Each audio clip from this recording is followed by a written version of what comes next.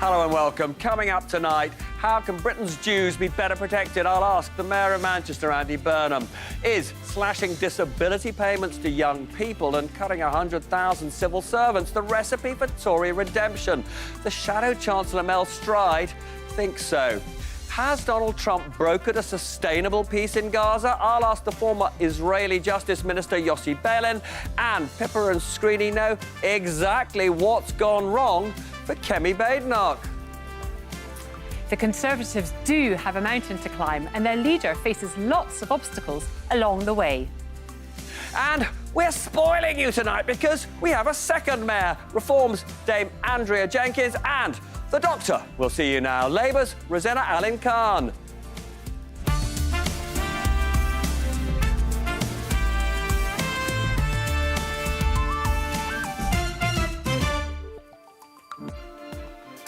Watcher, I have a question for you. Do you hold Jews responsible for the mass killings, starvation and destruction in Gaza? And if you say no, are you nonetheless suppressing anger against Jews who don't speak out against Netanyahu's government? If so, you are an anti-Semite. Unless that is, which I doubt, you also hold Russians in Britain responsible for Putin's murder of Ukrainian civilians, or you hate British Iranians for the actions of the Tehran government. In which case, you're dangerously nuts. My point is that hatred of Jews is proliferating, not just here, but all over the world. Some of you may not be able to suppress the thought that the killing of 2 Jews seems insignificant compared with the killing by the Israeli Defense Force of more than 60,000 Palestinians. But take a deep breath before pursuing that comparison, because we should lament the slaughter of all innocents, Jew or Muslim. If you don't, you need to look at the toxic prejudices you're hiding from yourself. Now, I'm labouring all this because our leaders, Starmer, Badenoch, Farage, Davey, rail against anti-Semitism, but none have a coherent, workable plan to roll it into oblivion. The Home Secretary's proposal to empower the police to stop organisers of pro-Palestinian marches from holding ritualistic protests in precisely the same location every week may help the Jewish community feel less under siege. But it addresses symptom, not cause. The causes are deep in the subconscious of millions of people. They can only be unlocked and expunged by curriculum changes in schools and universities, much greater vigilance of social media companies against hate speech and, dare I say it, politicians with the courage to reject the easy and cancerous politics of identity and nationalism. The rise of anti-Semitism is not unconnected to the remorseless breakdown of the precept to love our neighbours. This stuff is hard, but it matters. Pippa. It really does, Robert. The fatal terror attack at Heaton Park Synagogue in Manchester last Thursday left Britain's Jewish community reeling in shock. But one of the most striking things was how many people felt that it was only a matter of time. Take a look at this chart, which shows the rise in hate crimes. The blue line represents the number perpetrated against Jewish people in England and Wales, and it spikes up after October 2023, following Israel's response to Hamas's attack. The number of hate crimes against Muslims, the red line here, has also increased in the last 2 years, but not as steeply. Jews are not the only minority feeling under threat, but as a share of the population, they're on the receiving end of significantly more hate crimes than any other religious group. There were 121 crimes per 10,000 Jewish people, which is over 10 times more than the next most targeted religion, Islam. The Home Secretary, Shabana Mahmood, said that protesting against the war in Gaza in the immediate aftermath of the attack was un-British and asked people to refrain while the community was in mourning. And in this case, the British public do agree. Just over half of people, in red here, said they thought protests right now were unacceptable, while 30%, the bloc in green, said they should go ahead. The government faces a difficult job balancing the right to protest with ensuring that communities feel safe, and it's unlikely to get any easier. Robert. Thanks, Pippa. So this has obviously been a difficult few days for all of us. Rosena, can I just ask you, in the wake of the murders at the synagogue, do you think the pro-Palestine marches, the protests in favour of Palestine, or protests against, should we say, the criminalising of Palestine action, do you think they should have been cancelled?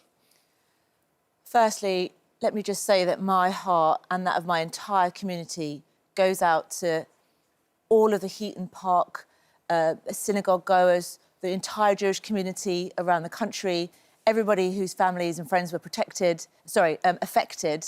And I've been speaking to my local rabbi, and my local mosque put out a message of solidarity and has been working with our Jewish community, because we are all sickened by what happened, and understandably upset by the rise in hate crime against Jewish people across the country.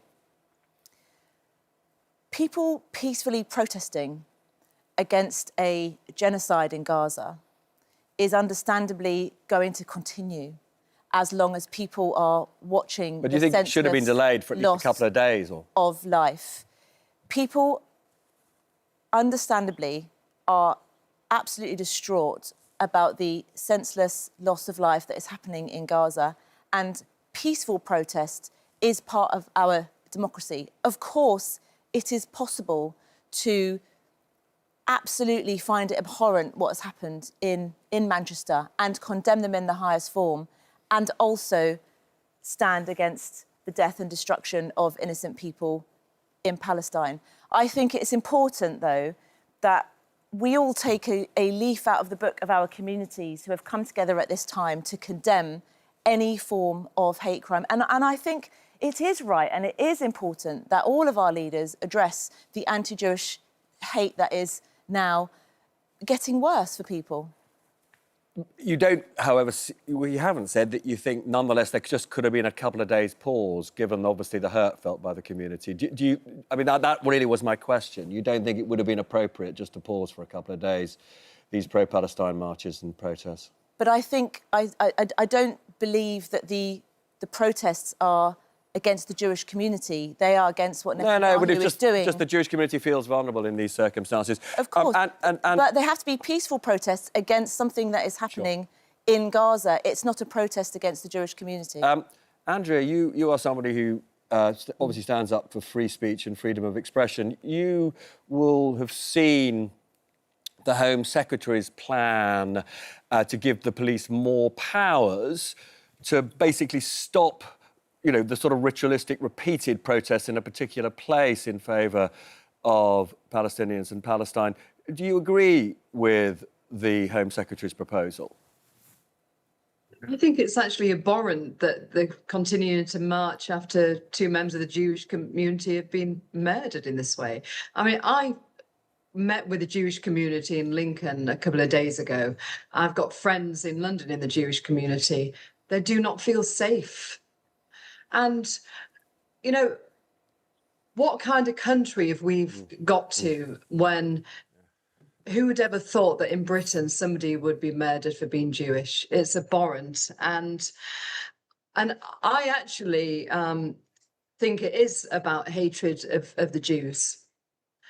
Despite what Rosena was saying, I mean, she didn't like to answer the question whether the marches should go ahead. I don't think they should. And it's always been hate marches. Look, when it was broadcast on Parliament, projected onto Parliament from the rivers to the sea. And I actually also lay blame on Starmer, because I really don't think he should have recognised Palestine while Hamas, a terrorist organisation, is at the helm. I mean, the very least that he should have done was actually use this as a tool to release the hostages. I mean, you're talking about Gaza, Rosena, but what about the poor people? What about the 60,000 children that have been murdered? What about the 60,000 children that have been murdered? I will finish. I'm sorry, well, but you're naming me. Just give her 1 minute. I will give you time. What about the people who got murdered, pregnant women, and all those hostages? We cannot erase what happened there. This should have been released by now, before Gaza got recognised with Hamas at the helm. They should have been released. So, Rosena, I know you want to come in. Yeah, of course the hostages should have been released. What happened on October the 7th is nothing short of the most disgusting, heinous stain on our humanity. That You is... didn't think to mention it then? I'm sorry, but you've had your moment. My point is, this is about... We're talking about peaceful protests, should that be allowed to happen. That is a separate question. Look, ultimately, what we want is peace in the Middle East, a two-state solution, the return of the hostages. The families have been through far too much. But ultimately, our leaders need to come together and stop the divisive rhetoric that comes out of your party and actually brings our communities together, Andrea. I am going to come back to you later, but I have now got to go to a conversation that I had about much of this with Andy Burnham, the Mayor of Greater Manchester. And obviously we started by talking about the murders at Heaton Park Synagogue on Thursday. I pointed out to him that my colleagues from Granada television have reported that synagogue attendance this weekend had fallen because many Jews were anxious about their safety. So I asked him what he was doing to reassure the community. Yeah, there certainly is. And I've heard that myself as I've gone around this weekend. We've worked hard with Greater Manchester Police over the weekend, Robert, to reassure people. They've conducted some 4,000 visits to synagogues and other places of worship over the weekend. But of course, you know, those levels of concern will remain high. We just want to say from here a huge thank you to people for the outpouring of support for our Jewish community here in Greater Manchester, and also to our own residents who've been working to support each other. On the day of the attack, you praised what you described as the exemplary police response. We then had the shocking news that one of those killed was shot by one of the officers. Are you clear that it was an exemplary response? I am very clear about that, Robert, having viewed the one footage of the officers, because what they did was to act in the moment with huge efficiency, if you like, in terms of getting to the scene within minutes. But they also were exemplary in how they handled what was a really difficult situation. There was no sense of carelessness here. The appropriate warnings were given. And it's my view the officers prevented a much more serious loss of life. And it's why I stand by them, I support them, I applaud them, and I'm not going to equivocate in any way, Robert, having viewed that footage. And when other people see it, if in due course it comes out, I know that they will agree with what I am saying. Of course, the officers can't be sure how a bullet might pass through a door, but they operated, in my view, with the utmost professionalism, and we salute them for it. You're very clear on that. There is another issue. I don't know if you've seen the report in The Guardian that neighbours of the murderer reported their concerns that he was becoming radicalised in a dangerous way some years ago, and they say that they reported their concerns to the police. Have you been able to get any information on what was reported and whether the authorities did respond appropriately at the time? I am told already that the report is inaccurate. I mean, there clearly was some information passed, so we'll have to determine exactly what that was. But I do not believe the report to be accurate. In the aftermath of the murders, we had a vigil attended by ministers. How did you feel when you saw and heard the Deputy Prime Minister, David Lammy, being jeered, booed by anxious Jews? I understand how that hurt found expression on Friday. The thing that I've got to do, and all politicians, is to hear it, to work with the community, to reassure the community, to do more with regard to security, and we are working with Greater Manchester Police about that. And they can be certain, you know, that we just don't walk away from something like that and not respond. We will respond, but in the right way.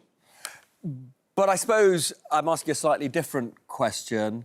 Anti-Semitism has been conspicuously on the rise for months, if not years. And the view of some in the Jewish community is that the government simply wasn't taking anti-Semitism seriously enough in terms of trying to reverse it, hold it in check, essentially, get back to this fundamental point, help the Jewish community feel safer? Well, we take it extremely seriously. I can only talk to you, Robert, for Greater Manchester, what we do here, but we work closely with the Community Security Trust. We absolutely were aware of increasing reports of anti-Semitism, and we have arrangements in place with Greater Manchester Police to respond in the most serious way to all forms of hate crime, but that includes anti-Semitism. What I would just make, if I could, is a broader national point. You know, Greater Manchester Police are under sustained pressure in terms of the number of events that we have in our city, the number of people who come to visit our city. And if we are to continue to provide the level of assurance, reassurance that all communities are looking for, we do think it is time, actually, for the government nationally to consider the funding of Greater Manchester Police, because in many ways we face similar pressures as the Met, with the largest Jewish community outside of London, but we don't receive the same exceptional funding to deal with those additional pressures. I'm sure the Home Secretary, Shabana Mahmood, will be hearing precisely what you are saying. I mean, on the Home Secretary, she announced sort of new powers for the police to try and persuade people who want to hold repeat demonstrations on behalf of Palestinians to essentially try and get them to move their demonstrations somewhere else. Now, obviously, feelings about the Israeli government's destruction of much of Gaza, the killing of civilians, the starvation of Gaza, people feel genuinely, legitimately concerned about that. How do you get the balance right between restricting demonstrations that may feel threatening to the Jewish community, but allowing, legitimate protest? I think it's interesting to see the Home Secretary looking at this issue. I was in a meeting with our Jewish community last week when these points were put to us. Of course, they'd be used really carefully here. Nobody here is in the business of closing down protest or shutting down freedom of speech, but it's got to be exercised in a way that doesn't cause fear and intimidation in other people. This is a place where we want everybody to be able to live free from fear. And obviously we've got to work hard at that. We've got to work together on that. I think what we do have to have, in some ways more than anything else coming out of this, after the period of reflection that we're in, cross-community, cross-faith dialogue on how to manage these difficult issues and make some of these decisions with people, with both sides, if you like, in the conversation. And it's not easy, but I think that's what we need to work harder at going forward. And on a slightly different issue, to sort of wrap up, I mean, you've just been talking about the importance of bringing communities together, building bridges. Your friend, Gary Neville, says that he believes the flag is being used in a hostile way. The English flag, the British flag. Do you agree with him that there is some use of the St George's flag that is intimidatory to communities? I just think we just all need to take care in the times that we're living in. I think what we mustn't keep doing is just doubling down on our own worldview, our own perspective, without taking care to listen to the perspective of other communities. I think in this social media age, Robert, I think we're all perhaps a bit prone to seeing the world from one perspective and one vantage point, and perhaps not reaching out as much as we used to and listening to other people's views as much as we used to. We are in mourning in this city right now. We are grieving with our Jewish community. It is a period of reflection, but let's really make it so, because I don't think there can be anybody watching your programme tonight who hasn't become more and more uneasy about the way the world has been going in recent times. And we saw that appalling news of an attack on a mosque in Peacehaven near Brighton. I mean, where are reprisals going to get us? Where is doubling down on your own view and not listening to anyone else going to get us? It doesn't get us to the kind of country that we all want to live in, where, as I say, everybody is able to live their life free from fear. Andy Burnham, as always, very good to see you. Thank you for joining us tonight. Thank you very much, Robert. Thanks very much. I just want to pick up actually on that last point that Andy makes, that there is just too much now anger and sectarianism within our country. How do we, Andrea, try to get back to a country where there's more tolerance and mutual understanding? I just firstly like to point out about the Gary Neville thing. I think that was abhorrent. We live in Britain. We should feel proud to fly our nation's flag. Now, how do we bring order? I think it gets down to basics, actually. Zero tolerance policing. No crime should be too small to go unpunished. And no community, whatever community, should feel threatened for their life. And it also includes native Brits as well. So I think it's about actually feeling proud to be British, and this outpouring, that's what it is, the flags actually. This is the British people saying, look, don't forget about us, we feel left behind. So bring everybody along, have policies that is right for everybody. And look, but most importantly, when there's a hatred out there against certain groups in society, call it out. The media should call it out. Politicians should call it out as well, and put an end to that. Because I feel very ashamed that in Britain today we've got the Jewish community who daren't even go on the tube. That's what my friends are telling me. So, Rosena, is it about tough policing and naming and shaming, or is there other things we should be doing as well? So I grew up in the 80s and 90s with a Polish mum and a Pakistani father who had both moved to this country and were totally welcomed in the community of Tooting that is now as diverse as it ever was. And I think we need to be learning from our communities who have it right. Because every Jewish person and every Muslim person and every Christian and everyone who's an atheist that I know really, really hates the fact that anyone is hurt, anyone is targeted. And we need to look at communities where it's working well and learn from them. And I think we also have a deep responsibility as politicians to remember that our words have consequences. We have huge platforms. And when we do say divisive things for whatever reason, it does have ramifications within our community. But just on the St. George's flag, I think we should all be proud to fly it. And being British can mean being Polish, Pakistani, can mean being of Nigerian heritage, can mean being so many things. And we should be proud and own that. And I certainly, in my hospital of St. George's, we proudly fly the St. George's flag on our building. Now, we may come back to this a little bit later in the programme. We are going to have a slight, actually quite a big change of subject, actually, just temporarily. Pippa.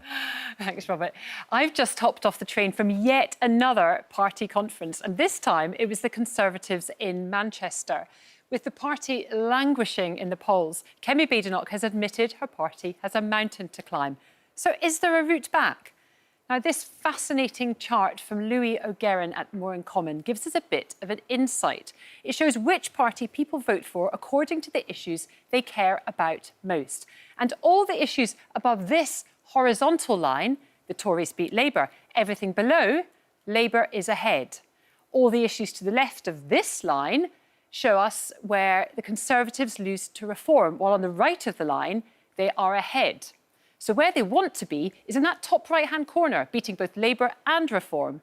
But as you can see, they're only ahead on Ukraine and the Middle East, neither of which are key issues for voters. Now, the bigger the circle on this chart, the more voters care about the issue. And when I was up in Manchester, all anybody wanted to talk about were the economy and migration. So let's take a look at both of those. Cost of living is the biggest issue, and the Tories are trying very hard to shake off the long shadow of Liz Truss's mini-budget. Labour is less than 5 points ahead of them, and has a difficult budget coming up. And look, Reform's lead is over 10 points. But I've spoken to senior Tories who tell me that they think they can take the fight to Nigel Farage over the economy. Let's see. Let's look at the top left-hand side, immigration and small boats, where the Tories are comfortably ahead of Labour, but are massively behind Reform, despite hardening their stance. So the big unspoken question up in Manchester tonight is that rather than out-reforming Reform, shouldn't the Tory party be trying to strike a deal with Farage instead? A big majority of Tory members, that's 64% here, say they would back an electoral pact, meaning that the two parties don't stand against each other in target seats. Just 31% of Tory members oppose the idea. Kemi Badenoch is currently amongst them. For his fantastic chart, Louis O'Guerin is our Geek of the Week. His second, Robert. Hooray, we love a Geek of the Week. Now, as you've heard, there's a poll out today that shows a majority of Tory members want Kemi Badenoch to agree an electoral pact. Electoral pact. Got to say that properly with Nigel Farage. So, I had an interview with the Shadow Chancellor, Mel Stride, and I asked him whether he personally would back such an arrangement with Reform. No, not at all. And through time, what we've got to do is to shine a light of truth on Reform and call them out for promising all sorts of things that they have no plan whatsoever to deliver. And that's extremely clear when it comes to the economy. You know, they say, Robert, they'll take everybody out of tax up to £20,000. Well, according to the IFS, that's going to cost about £80 billion, which is about half what we spend on the NHS every year with its 1.5 million employees. They've got to explain where that money is coming from, and they simply have not. And I'm afraid, I think if Reform were in the Treasury at the moment, they would be a definite present danger to the stability of our economy, which is partly why here at the conference I have been stressing the real importance of my party, the Conservative Party, speaking very loudly and strongly on fiscal responsibility. Yeah, we're going to come on to that. But you are, just to be clear, saying no, nay, never to a pact with Reform. Your colleague Robert Jenkyns simply says it's not a priority. There's an important difference there. No, look, why would I, as I think a sensible person when it comes to economics, that hopes one day to be entrusted with the country's finance, want to get into bed with an organisation that is peddling fantasy economics? The two, I'm afraid, just don't go together. So as far as I'm concerned, no, I would want to have nothing in terms of any arrangement with Reform. No, don't go away, because I imagine Andrea Jenkyns will have one or two lively things to say about Mel Stride, more from her and Rosena, and we'll also be looking at the prospects for Trump's peace plan for Gaza. So come back in a minute or two.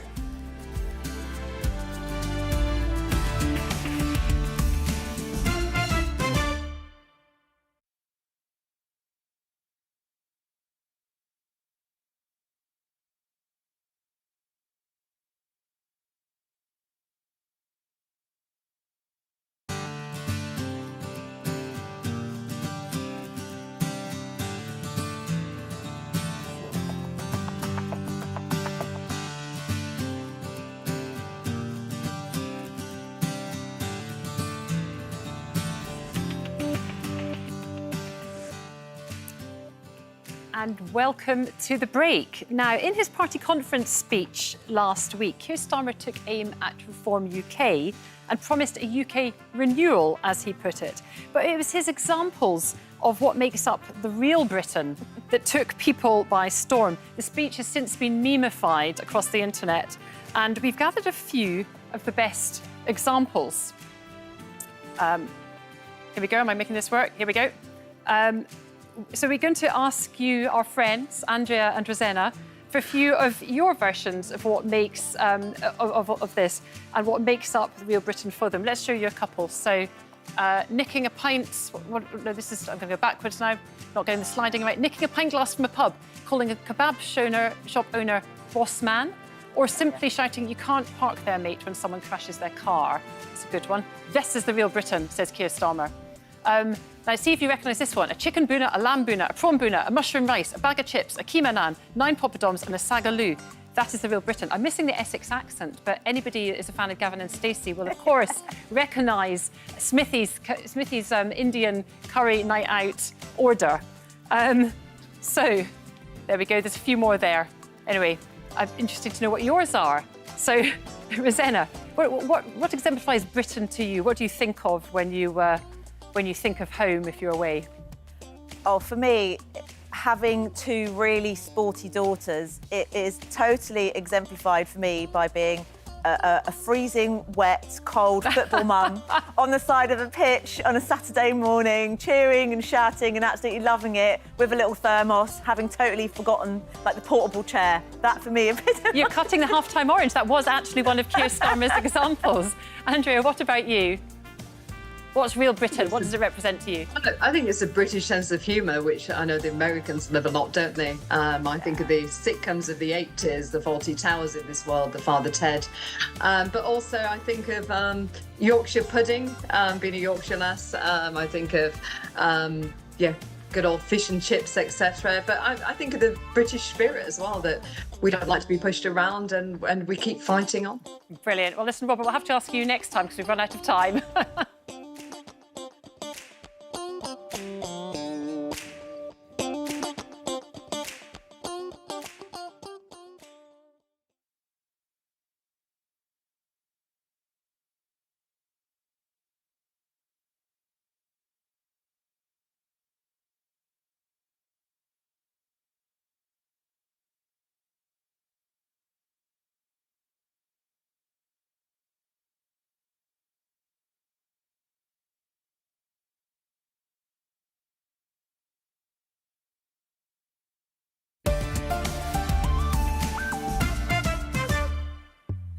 Welcome back. Now, I know you can't wait for part 2 of my Mel Stride interview, but you're just going to have to show a bit of patience because Pippa has got some more information for us. I do. I was very lucky to catch Mel Stride's speech before I left Tory conference. And the Shadow Chancellor, keen to regain the mantle of fiscal responsibility, told us that he would reduce public spending by £47 billion if he made it back to power. This would include cuts to welfare, civil service numbers and foreign aid. The Tories didn't manage to deliver when they were actually in government. But that figure is dwarfed by what Reform UK is promising, a massive £350 billion worth of cuts, which the other parties say is undeliverable. Now, let's look at just one of those areas, welfare. This chart shows the bill continuing to spiral. By the end of the decade, it's going to cost £370 billion a year. Labour tried to reduce it by £5 billion and dramatically failed, and is likely to have another go at some point. But the Tories think they can save £23 billion, almost 5 times more. Is that really credible? Well, when Mel was in charge of welfare, instead of falling, welfare costs actually went up. £30 billion in a single year, far more than he hopes to save. Robert. Thanks so much. So, building on all of that, in the second part of my interview with Mel Stride, I pointed out to him that his policy to strip disability payments from young people, where those young people who he regards as having less serious mental illnesses, would make these vulnerable people anxious. He's abandoning them, isn't he? Well, no, I just simply don't accept that. And I think that the part of the welfare discussion that doesn't feature enough is work.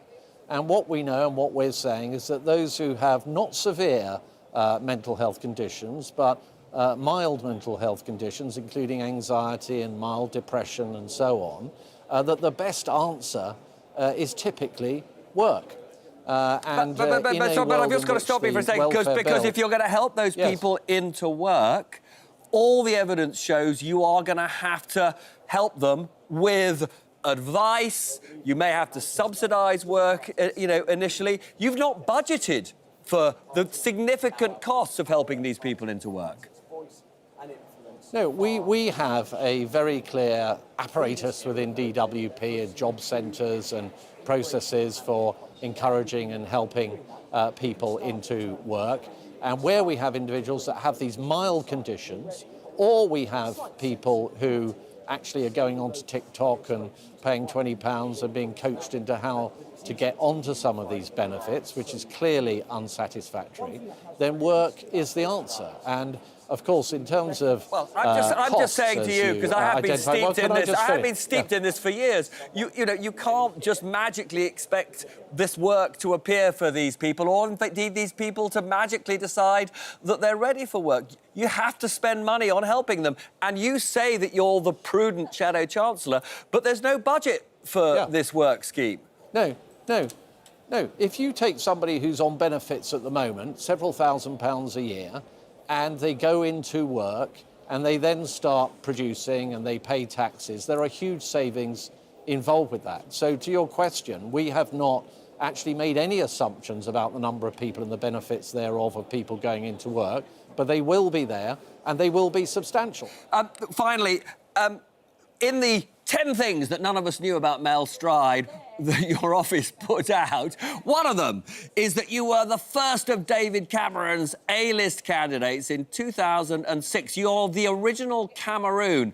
Now, Cameron and Osborne stuck with 0.7% spent on aid all through the austerity years. You're more or less wiping it out in a Trumpian way. Do you not feel at all embarrassed about that? Well, no, because I think that what is being missed in that assertion is the fact that our economy is in a very, very fragile state. It's on a trajectory at the moment, and you all know this as an economist, whereby the sort of debt to GDP ratio of the years ahead is going up and up and up, and at some point something will have to give unless we get on top of spending. And so part of that has to be the foreign aid budget. Now, that doesn't mean we won't be spending anything on it. We'll be spending several billion pounds on it, in fact. But I think it is absolutely right that what we give to the world, in part, is a stable country that has good values and is able to defend those values around the world. And you can't do that if you end up with a broken economy. So that's why we are the grown-ups in the room that recognise that, and we're going to take the sometimes tough decisions to make sure that we live within our means. Mel Stride, as always, thank you so much for joining us. Thank you, Robert. Time to pick up. I'm going to go to the Reform Mayor of Lincolnshire first. You heard Mel Stride, the Shadow Chancellor, a former colleague of yours not that long ago, accusing Reform of fantasy economics. Now, Kent was supposed to be the council, the one that you took control of, which was going to show how to make cuts, but they've just said today, can't find cuts, council tax is going to go up. So I just wondered, in your neck of the woods, are you having more success in identifying the savings that Nigel Farage promised you would find? I'll answer that, but can I just go back to Mel Stride first, because I cannot just let him get away with a lot of this. Look, Mel Stride, let's not forget, he was the one who introduced the loan charge, the IR35, and don't forget, I mean, look, I campaigned against the loan charge. There was suicides on the back of this. He was Secretary of State for the DWP. Why did he not introduce lots of measures then? So I feel this is all hot air and false promises. Now back to, look, talk about Kent. Now, I understand they didn't pledge to cut council tax, but they pledged to actually make savings. And Well, they haven't made them. No, but by next year, my understanding is, look, I don't run that council, but this is what I'm being told when I've spoke to them earlier, that there's going to be £33 million savings. They're not going to borrow anymore. It's the interest that the Conservatives' previous administration was paying on debt. Now, back to my area. Look, I'm not responsible for the county council, but I can tell you that I am responsible for the combined authority, and I have the P&L every month. I look down on the bottom line. I know everything what's been spent.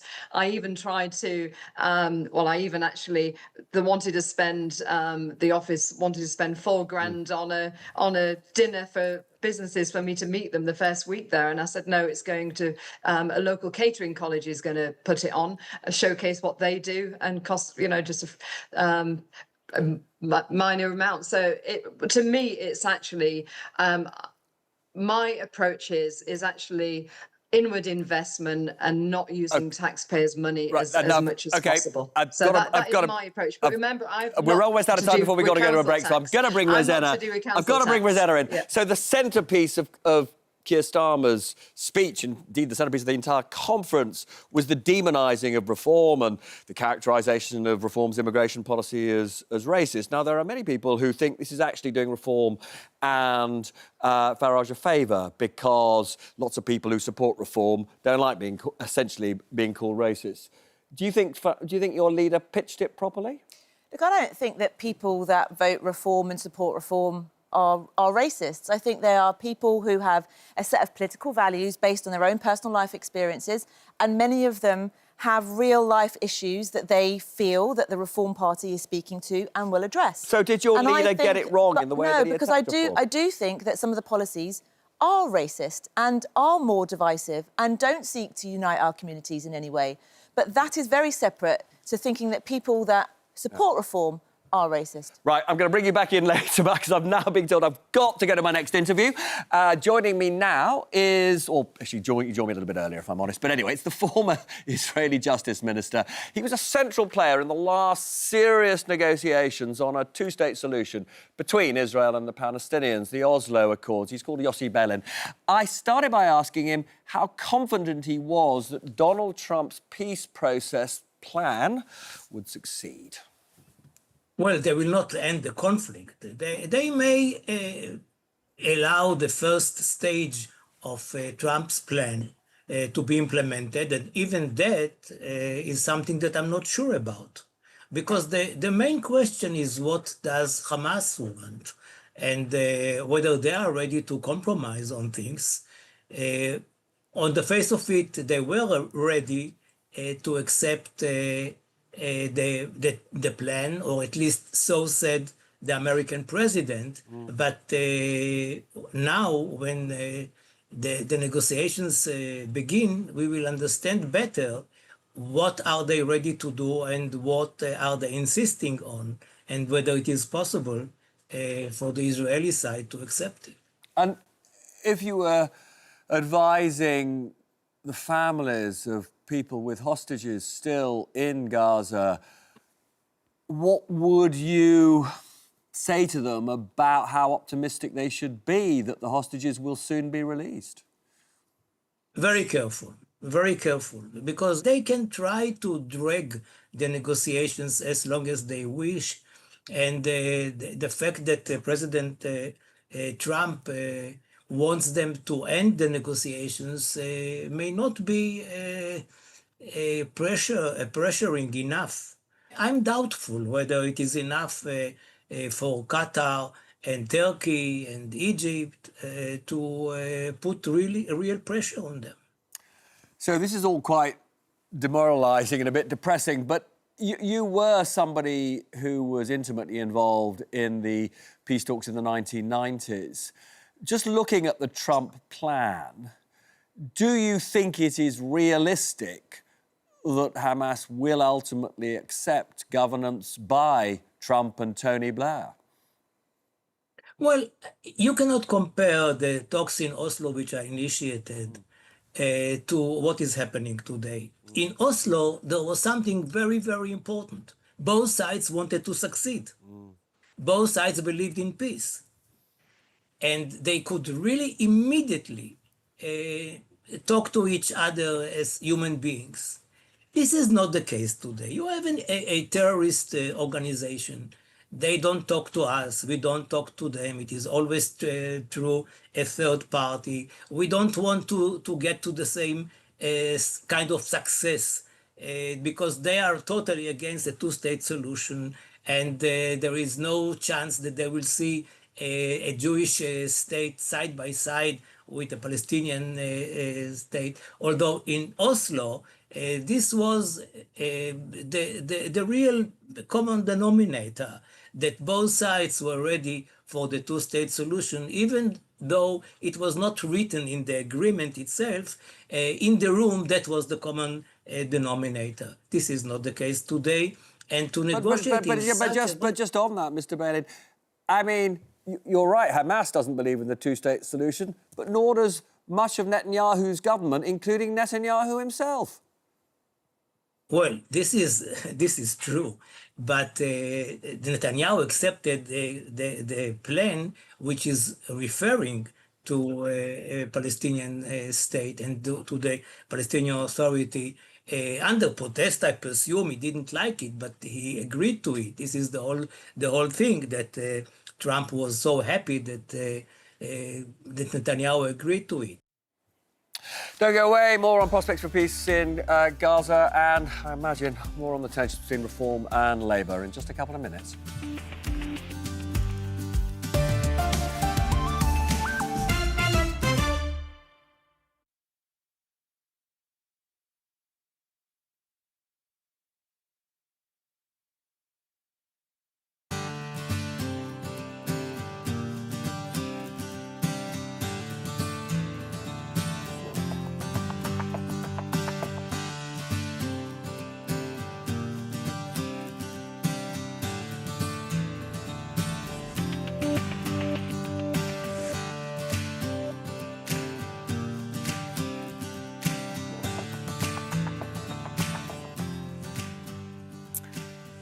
welcome back to The Break. Now, our guests this week may be divided by politics, but they do share a love of music. I remember, Rosena, you very memorably performing Cher's If I Could Turn Back Time at a leadership hustings in 2020. Did, yeah. And, of course, singing a band called Parliament of Soul. Yeah. And Andrea went viral last month for performing her self-written song, self-written, so impressive, at Reform's Party She's got a whole conference. album on Spotify. Insomniac, exactly. Tune in here. I'd love to ask you both to sing, but I'm not allowed, so I'll have to do that That's a after shame. the cameras stop rolling.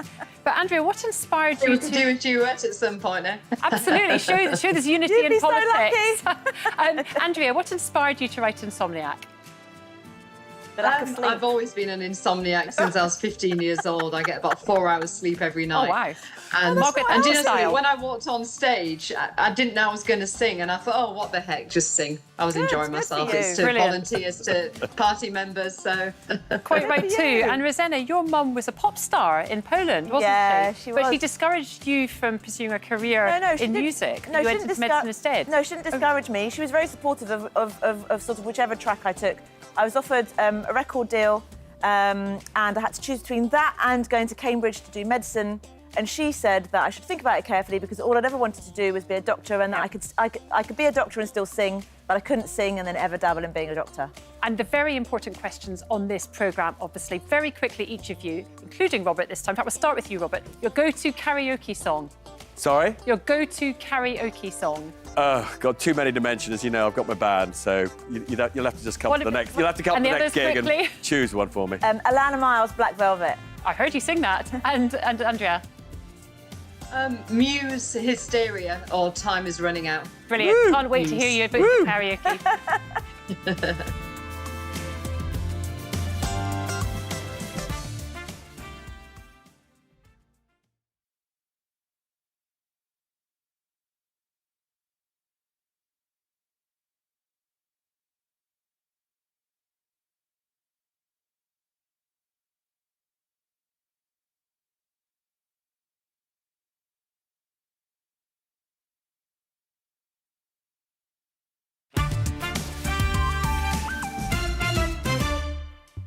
Welcome back. In the second part of my interview with the former Israeli Justice Minister Yossi Beilin, I said to him that the Palestinian leader imprisoned by the Israeli authorities, Marwan Barghouti, is widely seen by those who want peace in Gaza as a sort of Palestinian Nelson Mandela. Did he agree with that analogy? Well, I knew Nelson Mandela and I know Barghouti. I can tell you that, in my view, Barghouti should be released, although he is blamed for very tough issues like being responsible for 5 separate murders. But he is the most popular Palestinian leader today, and he may take upon himself the responsibility to revive the Palestinian Authority and to negotiate with us. I believe that it will be a mistake on the Israeli side not to allow his release. I believe that he is now the only person who is accepted by the different fractions on the Palestinian side who believes in a two-state solution and eventually can be in the leadership of the Palestinian Authority and the PLO. And then very finally, because I'm sad we are out of time, we had the interesting sight of the Deputy Foreign Minister of your government shortly after those appalling murders of Jews in Manchester, going to the Conservative conference and saying that the Labour government was complicit in the appalling abuse that she said we see on the streets of Britain against Britain's Jewish community. Do you think a member of the Israeli government should get involved so directly in criticising the British government in that way? No, I don't think so. That was It's a not short and sweet answer. Maybe we should leave You it. don't have time, so I'm short. No. OK. Listen, Mr Beilin, I'm so grateful that you joined us tonight and very much hope you can join us again. Thank you. Thank you for having me. Great. Well, I probably will move the subject on because I haven't had a chance to talk to you since Labour's conference. Do you think that Keir Starmer at that conference did enough to be now confident that there won't be a challenge to his leadership before the election? Yeah, I mean, I think he's got a very clear mandate. The first year in government's always going to be tricky, but he was overwhelmingly voted in to be our Prime Minister. He's doing a brilliant job. We've already started rolling out some fantastic policies like the 30 hours free childcare, greater ties with the European Union, bringing down NHS waiting lists. We obviously have You've to also prove to the public... collapsed in the polls. And some people think Well, we that's have a lot about to- him. You've listed policies you think are popular. Yeah, we have a lot to prove, but the only poll that matters is polling day. And that's when it will all become very clear. But the first year is obviously very tricky. We inherited a car crash of an economy. You know, Andrea's party knows very well about that. And ultimately, you know, I feel he did absolutely enough. People really enjoyed his speech, and I feel very positive about moving forward. Now, I'm going to ask you a different question, Andrea. You will have seen the poll that we referred to that says that a majority of Tory members would like a pact with reform. Do you think there will be a reform-Tory pact before the election? No, definitely not. I mean, look, before the general election last year, you know, I've been quite public about this. I tried to unite both parties because I, you know, quite wrongly thought that we needed it to, well, stop Labour. I mean, I don't think we could have stopped Labour, unfortunately. However, having been in reform, I've never known a party to pull from both Labour and the Conservatives. It's amazing. I mean, if you look at my election, I was in the coastal areas, which has been traditionally Labour, the Grimsby's, the Cleethorpes, was having Labour voters saying they're coming to reform. And then in the traditional Tory areas, farmers were delivering my leaflets. So reform do not need the Conservatives. And I do genuinely believe that, you know, if we keep on like this, we can have a majority government with Nigel at the helm. And just very briefly, do you think reform now has enough Tory exiles? No more? What about Liz Truss? Would you welcome Liz Truss?